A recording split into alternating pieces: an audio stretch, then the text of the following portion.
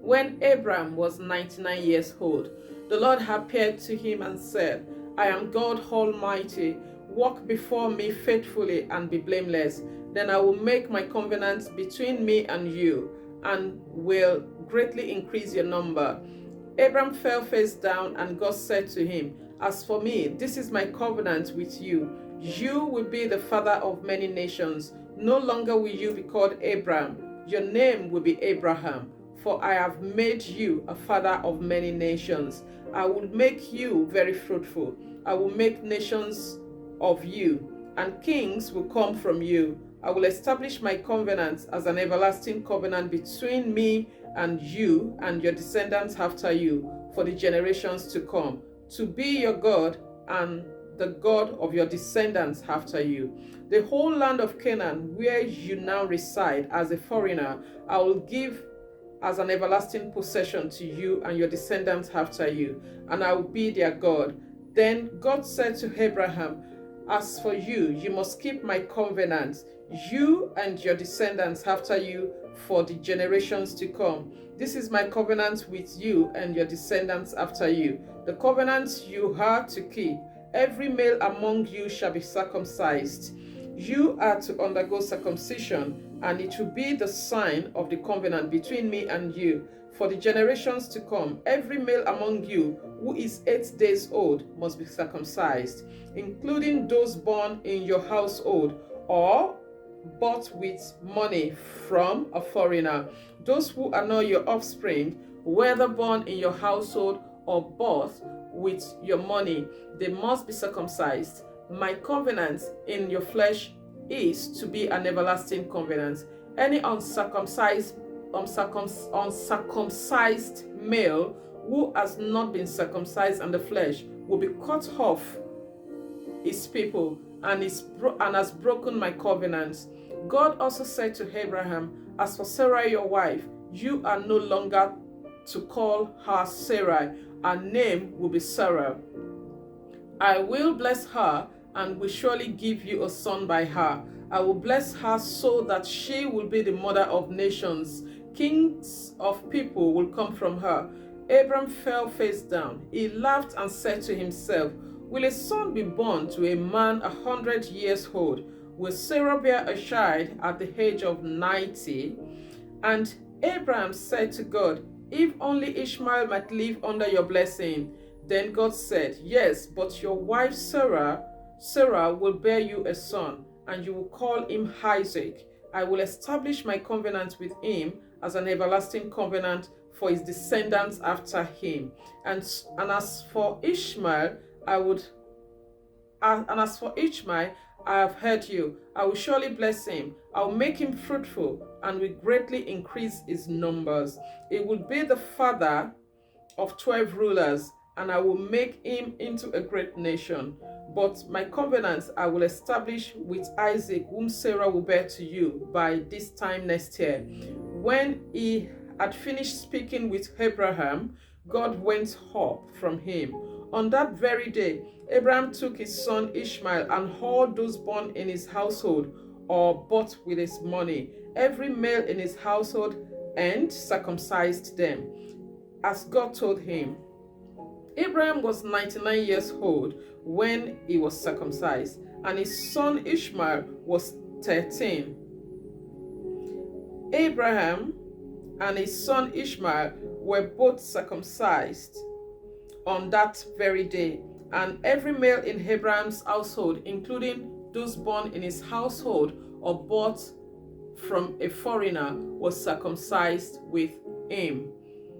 The Lord appeared to Abraham near the great tree of myrrh, where he was sitting at the entrance to his tent in the heat of the day. Abraham looked up and saw 3 men standing nearby. When he saw them, he hurried from the entrance of his tent to meet them and bowed low to the ground. He said, If I have found favor in your eyes, my Lord, do not pass your servants by. Let a little water be brought, and then you may all wash your feet and rest under this tree. Let me get you something to eat so you can be refreshed and then go on your way. Now that you have come to your servant. Very well, they answered. Do as you say. So Abraham hurried into the tent to Sarah. Quick, he said, get 3 seals of the finest flour and knead it and bake some bread. Then he ran to the herd and selected a choice tender calf and gave it to a servant who hurried to prepare it. He then brought some curd and milk and the calf that had been prepared, and set this before them. While they ate, he stood near them under a tree. Where is your wife Sarah? They asked him. There in the tent, he said. Then one of them said, I will surely return to you about this time next year, and Sarah your wife will have a son. Now Sarah was listening at the entrance to the tent, which was behind him. Abraham and Sarah were already very old, and Sarah was past the age of childbearing. So Sarah laughed to herself as she thought, after I am worn out, and my Lord is old, will I now have displeasure? Then the Lord said to Abraham, why did Sarah laugh and say, will I really have a child now that I am old? Is anything too hard for the Lord? I will return to you at the appointed time next year, and Sarah will have a son. Sarah was afraid, so she lied and said, I did not laugh. But he said, yes, you did laugh. When the men got up to leave, they looked down towards Sodom, and Abraham walked along with them to see them on their way. Then the Lord said, shall I hide from Abraham what I am about to do? Abraham will surely become a great and powerful nation, and all nations on earth will be blessed through him. For I have chosen him so that he will direct his children and his household after him to keep the way of the Lord, by doing what is right and just, so that the Lord will bring about for Abraham what he has promised him. Then the Lord said, the outcry against Sodom and Gomorrah is so great, and their sin is so grievous, that I will go down and see if what they have done is as bad as the outcry that has reached me. If not, I will know. The men turned away and went towards Sodom, but Abraham remained standing before the Lord. Then Abraham approached him and said, will you sweep away the righteous with the wicked? What if there are 50 righteous people in the city? Will you really sweep it away and not spare the place for the sake of the 50 righteous people in it? For far be it from you to do such a thing, to kill the righteous with the wicked, treating the righteous and the wicked alike. Far be it from you. Will not judge of all the earth do right?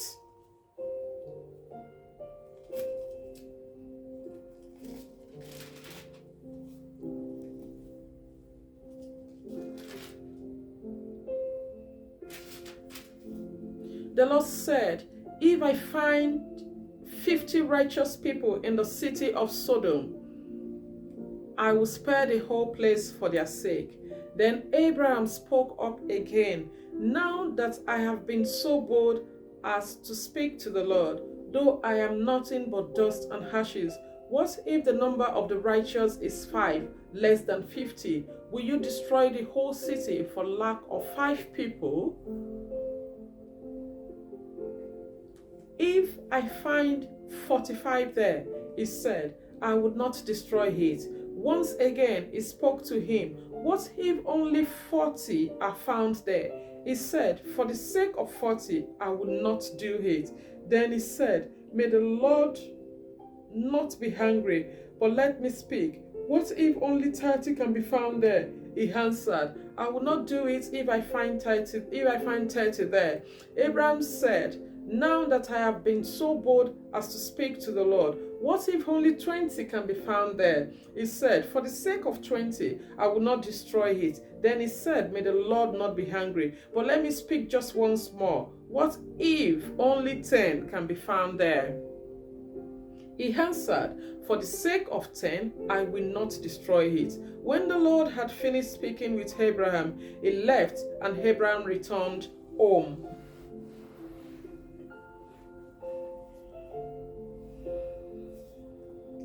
The two angels arrived at Sodom in the evening, and Lot was sitting in the gateway of the city.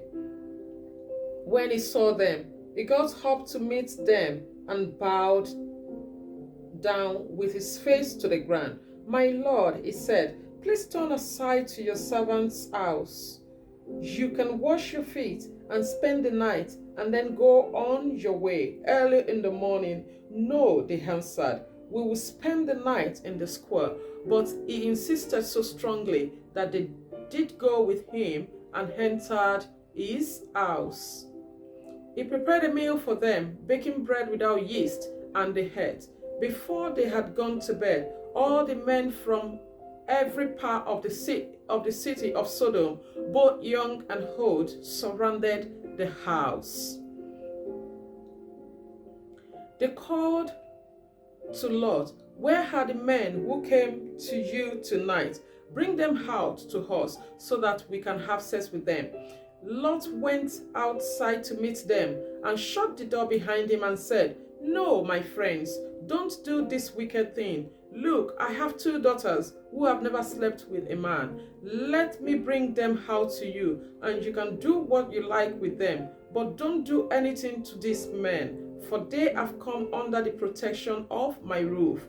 Get out of our way, they replied. This fellow came here as a foreigner, and now he wants to play the judge. We'll treat you worse than them.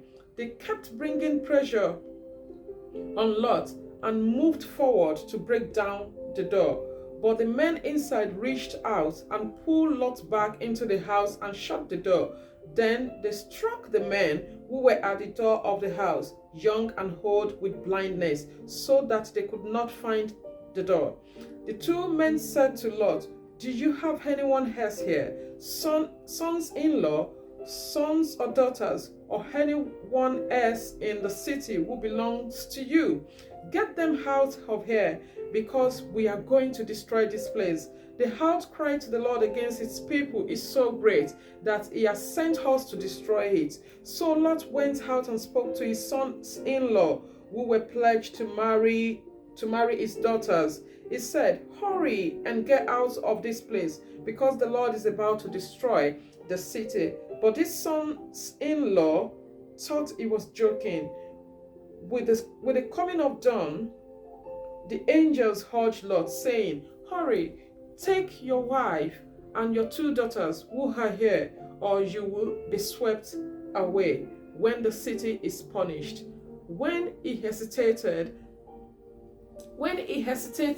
the man grabs his hands and the hands of his wife and of his 2 daughters, and led them safely out of the city, for the Lord was merciful to them. As soon as they had brought them out, one of them said, flee for your lives. Don't look back, and don't stop anywhere in the plain. Flee to the mountains, or you will be swept away. But Lot said to them, no, my lords, please, your servant has found favor in your eyes, and you have shown great kindness to me in sparing my life, but I can't flee to the mountains. This disaster will overtake me, and I will die. Look, here is a town near enough to run to, and it is small. Let me flee to it. It is very small, isn't it? Then my life will be spared. He said to him, very well, I would grant this request too. I would not overthrow the town you speak of, but flee there quickly, because I cannot do anything until you reach it. That is why the town was called Zoar. By the time Lot reached Zoar, the sun had risen over the land. Then the Lord rained down burning sulfur on Sodom and Gomorrah from the Lord out of the heavens. Thus he overthrew those cities and the entire plain, destroying all those living in the cities and also the vegetations in the land. But Lot's wife looked back, and she became a pillar of salt. Early the next morning, Abraham got up and returned to the place where he had stood before the Lord. He looked down towards Sodom and Gomorrah, towards all the land of the plain, and he saw dense smoke rising from the land, like smoke from a furnace. So when God destroyed the cities of the plain, he remembered Abraham, and he brought Lot out of the catastrophe that overthrew the cities where Lot had lived. Lot and his 2 daughters left Zoar and settled in the mountain, for he was afraid to stay in Zoar. He and his daughters lived in a cave. One day the older daughter said to the younger, "Our father is old, and there is no man around here to give us children, as is the custom all over the earth. Let's get our father to drink wine and then sleep with him and preserve our family line through our father." That night they got their father to drink wine, and the older daughter went in and slept with him. He was not aware of it when she lay down or when she got up. The next day the older daughter said to the younger, "Last night I slept with my father. Let's get him to drink wine again tonight, and you go in and sleep with him so we can preserve our family line through our father." So they got their father to drink wine that night also, and the younger daughter went in and slept with him. Again, he was not aware of it when she lay down or when she got up. So both of Lot's daughters became pregnant by their father. The older daughter had a son, and she named him Moab. He is the father of the Moabites of today. The younger daughter also had a son, and she named him Ben-Ammi. He is the father of the Ammonites of today.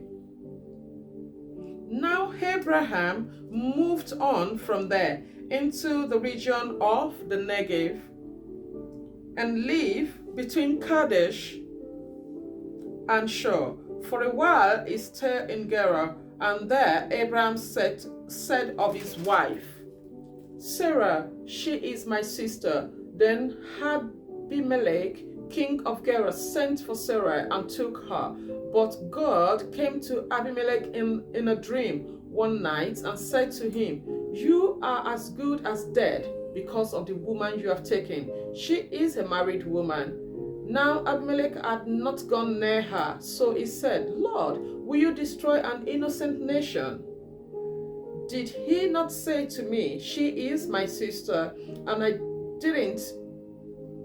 didn't she also say, 'He is my brother'?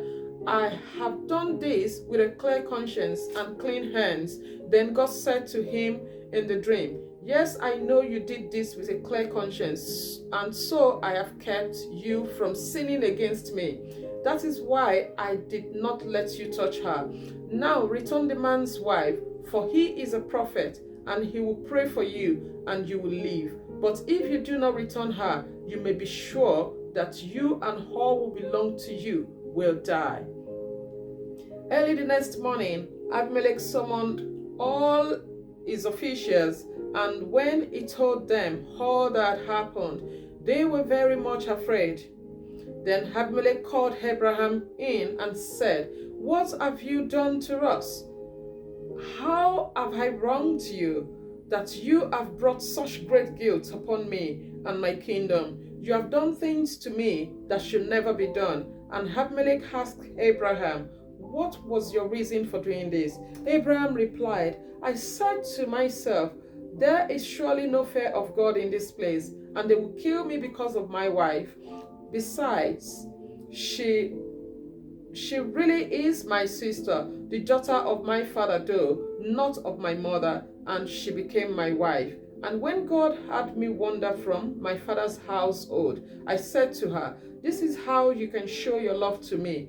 Everywhere we go, say of me, he is my brother. Then Abimelech brought sheep and cattle and male and female slaves and gave them to Abraham. And he returned Sarah, his wife, to him.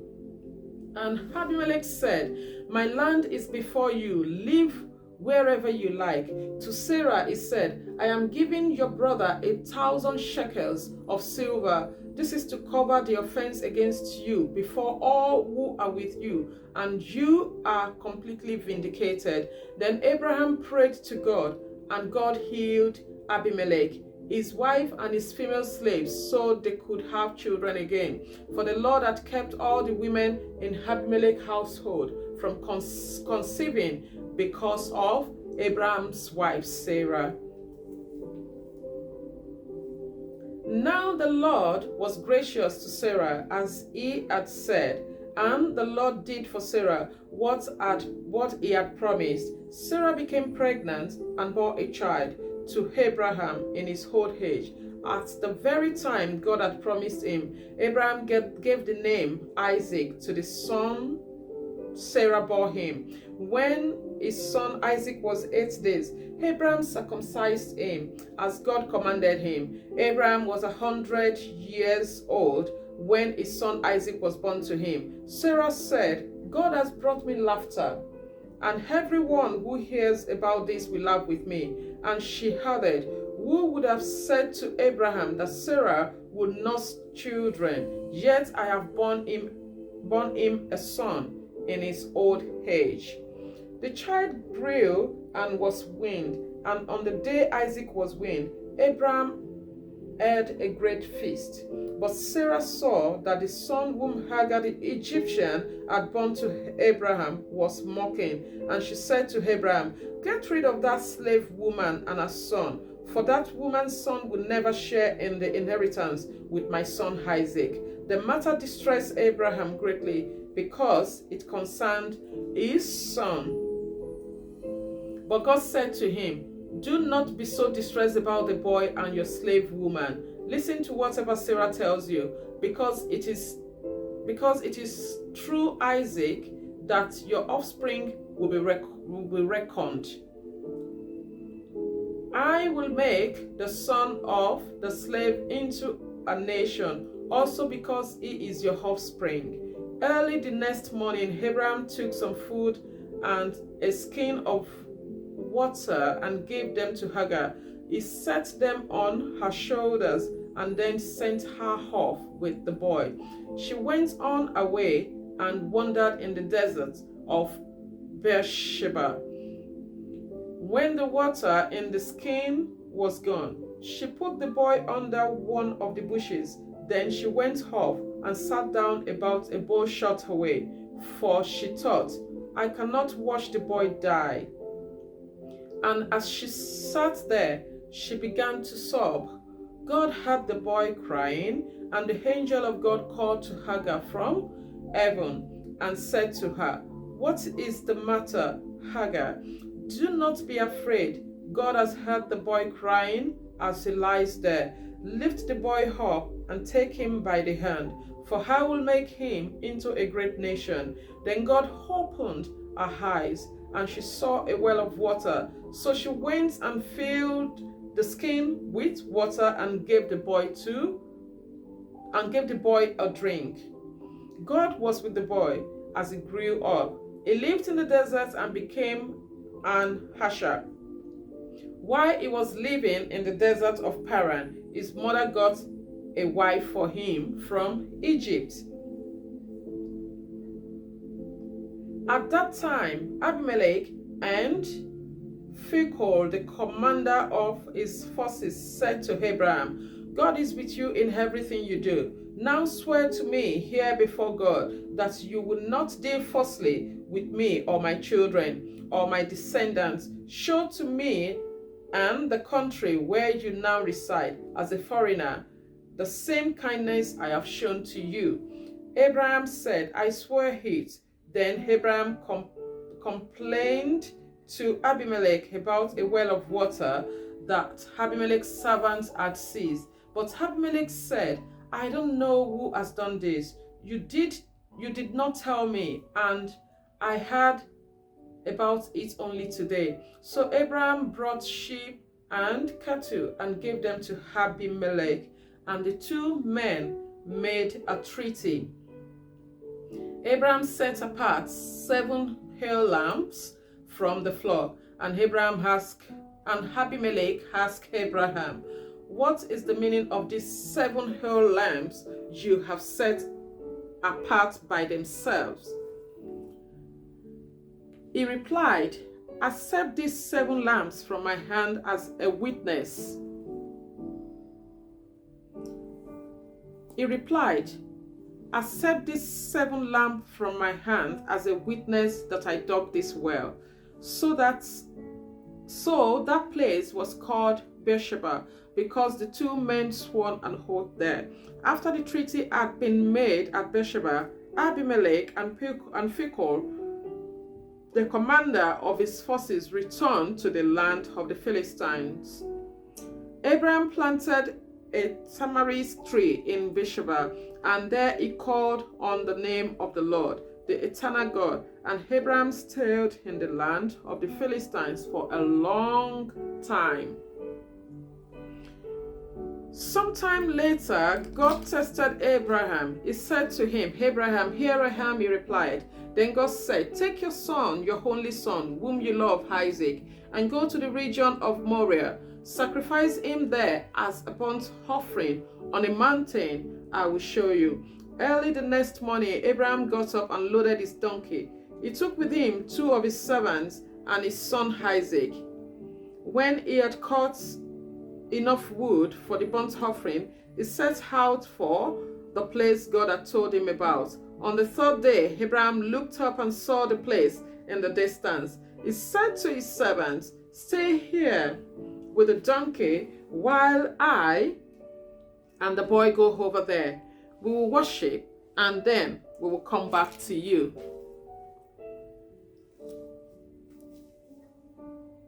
Abraham took the wood for the burnt offering and placed it on his son Isaac, and he himself carried the fire and the knife. As the 2 of them went on together, Isaac spoke up and said to his father Abraham, Father. Yes, my son, Abraham replied. The fire and wood are here. Isaac said, but where is the lamb for the burnt offering? Where is the lamb for the burnt offering? Abraham answered, God himself will provide the lamb for the burnt offering, my son. And the 2 of them went on together. When they searched the place God had told him about, Abraham built an altar there and arranged the wood on it. He bound his son Isaac and laid him on the altar on top of the wood. Then he reached out his hand and took the knife to slay his son. But the angel of the Lord called out to him from heaven, Abraham, Abraham. Here I am, he replied. Do not lay a hand on the boy. He said, do not do anything to him. Now I know that you fear God, because you have not withheld from me your son, your only son. Abraham looked up, and there in a thicket he saw a ram caught by its horn. He went over and took the ram and sacrificed it as a burnt offering instead of his son. So Abraham called that place the Lord would provide. And to this day it is said, on the mountain of the Lord it will be provided. The angel of the Lord called to Abraham from heaven a second time and said, I swear by myself, declares the Lord, that because you have done this and have not withheld your son, your only son, I will surely bless you and make your descendants as numerous as the stars in the sky and as the sand on the seashore. Your descendants will take possession of the cities of their enemies, and through your offspring all nations on earth will be blessed, because you have obeyed me. Then Abraham returned to his servant, and they set off together for Beersheba. And Abraham stayed in Beersheba. Sometime later, Abraham was told, Milcah is also a mother. She has borne sons to your brother Nahor. Huz the firstborn, Buz his brother Kemuel, the father of Haram, Kesid, Azod, Pildash, Jidlaph, and Bethuel. Bethuel became the father of Rebekah. Milcah bore these 8 sons to Abraham's brother Nahor. His concubine, whose name was Reumah, also had sons, Tiba, Gaham, Tahash, and Makkah. Sarah lived to be 127 years. She died at Kiriath Arba, that is Abram, in the land of Canaan. And Abraham went to mourn for Sarah.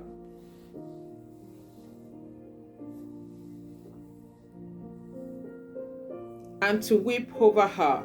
Then Abraham rose from beside his dead wife and spoke to the Hittite. He said, I am a foreigner and a stranger among you. Sell me some property for a burial site here, so I can bury my dead. The Hittite replied to Abraham, Sir, listen to us. You are a mighty priest amongst us. Bury your dead in the choicest of our tombs. None of us will refuse you his tomb for burying your dead. Then Abraham rose and bowed down before the people of the land. The Hittites. He said to them, If you're willing to let me bury my dead, then listen to me and intercede with Ephron, son of Sohar, on my behalf, so he will sell me the cave of Machpelah, which belongs to him and is at the end of his field. Ask him to sell it to me for the full price as a burial site among you. Ephron the Hittite was sitting among his people, and he replied to Abraham in the hearing of all the Hittites who had come to the gate of his city.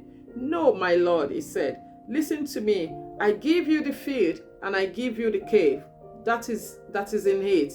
I give it to you in the presence of my people. Bury your dead. Again, Abraham bowed down before the people of the land, and he said to Ephron in their hearing, listen to me. If you will, I will pay the price of the field. Accept it from me, so I can bury my dead there. Ephron answered Abraham, listen to me, my lord. The land is worth 400 shekels of silver. But what is it that's between you and me? Bury your dead. Abraham agreed to Ephron's terms and weighed out for him the price he had named in the hearing of the Hittites, 400 shekels of silver, according to the weight current among the merchants. So Ephron's field in Machpelah near Mar, both the field and the cave in it, and all the trees within the borders of the field, was deeded to Abraham as his property in the presence of all the Hittites who had come to the gate of the city. Afterwards, Abraham buried his wife Sarah in the cave in the field of Machpelah near Mar, which is at Hebron, in the land of Canaan. So the field and the cave in it were deeded to Abraham by the Hittites as a burial